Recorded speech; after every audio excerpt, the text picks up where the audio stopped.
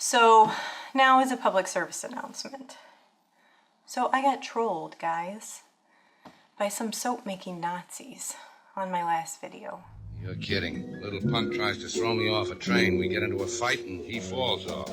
Cops ask me why I did a thing like that. Hey guys, today I'm making felted soap. I told you guys I would do this when I made my original soap making video, so that's what I'm doing today.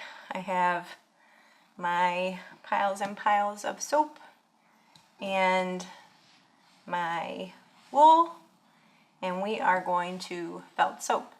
And basically what that process is you're going to take your wool and you're going to wrap it around your soap, and what it creates is a little tight bundle. It's kind of like a permanent washcloth on your soap. But the benefit is it makes my soap last 10 times longer than if I wouldn't have felted it. So I told you in that video that I probably won't ever not felt my soap again. So that's what I'm doing today. And I thought I'd show you guys the process I do. Now, just like everything else I do, I'm a beginner. This is only my second time felting soap. The first time I tried to follow the instructions that I found on like a professional felter. And let me grab it. What that is you kind of take a pantyhose and you wrap your soap after you have your wool on it. You wrap your soap in a pantyhose and it helps hold that wool together. I don't wear pantyhose and I only have one piece left. So I'm not going to do that this time. I'm just going to use my hands, which I did with these, and they turned out just fine. So you can choose to go watch a professional felter's video. This is for people who choose to take the easy way, I guess. So I'm going to bring you guys down here, show you what I'm doing, and then we'll get going, do a few bars together, and I'll come back and talk for a little bit. Okay, let's have fun. Okay, so I have all these balls of wool. Pretty cute, huh? I got them from Amazon. They come in a bag like this. But I'll tell you what I'm going to do next time. Because I was just anxious the last time I did it, I didn't have enough time to think through how I might do it cheaper or more frugally. And the next time I do it, I'm probably going to go to Salvation Army and get just some old wool sweaters and do it that way. So if you happen to have some balls of wool, you're just going to take them and you're going to spread them out, but you want your fibers still touching. And another thing this is really good for is if you make ugly bars of soap like I did. So my bars of soap did not turn out pretty because my trace got too thick and they didn't pour in the molds very evenly. So this helps disguise ugly soap and make it look cute that you can still give it away. So you're going to want at least 2 things of soap or things of wool. And you can give it a tug to make it long if you need to. And when I say my soap lasts a long time, it lasts me. I'm still using a bar that I started probably December 10th. It's almost done, so it's lasted easily 2 months for me.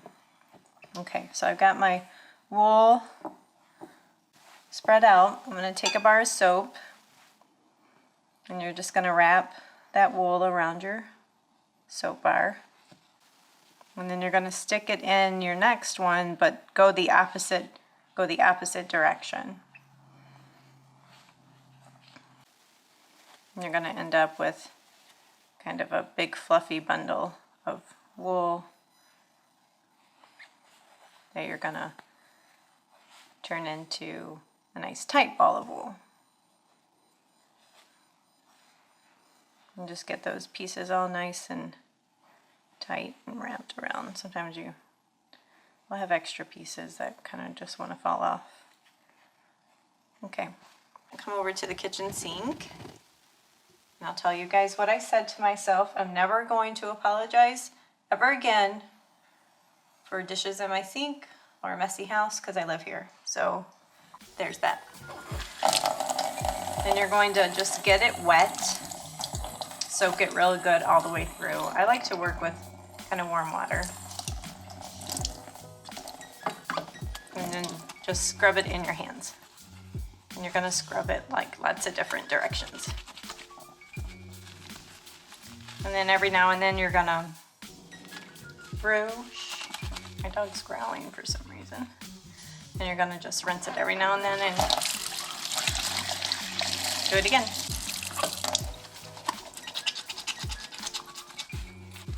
Look at that lather though. Did something right when I made it.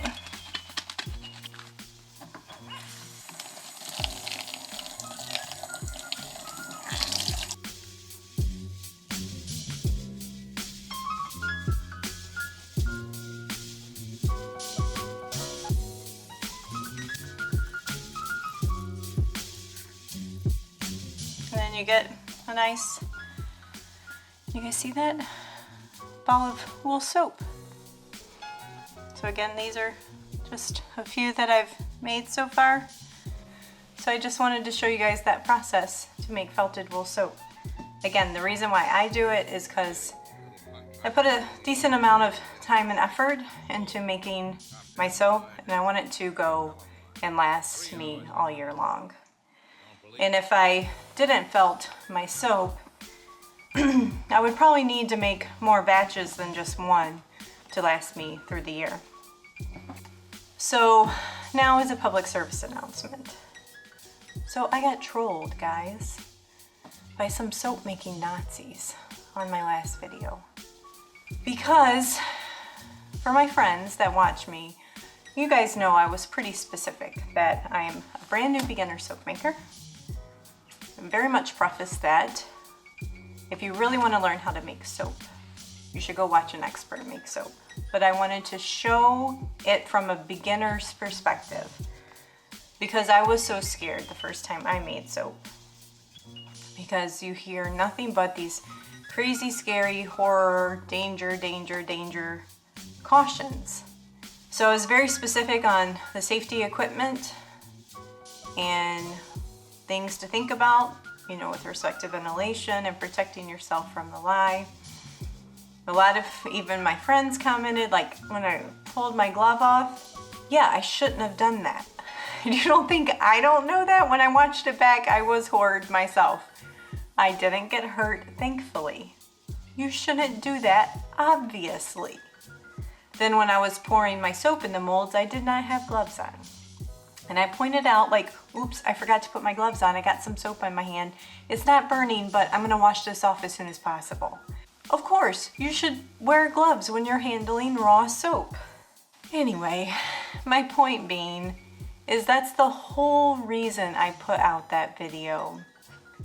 Was from a beginner's perspective, you might make mistakes.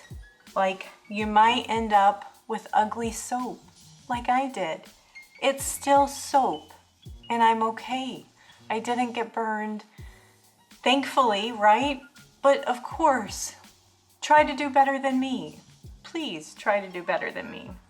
I guess if you are coming here for expert advice on anything, you're probably at the wrong channel, is all I'm gonna say, because this is my learning journey. Even felting soap. Thankfully, there's no dangers in felting soap, guys.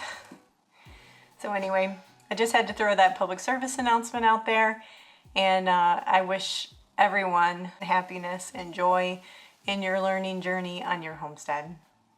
Don't compare yourself to experts, and don't let experts compare you to them. He falls off. Talk to you guys later. Ask me why I did a thing like that. I tell him.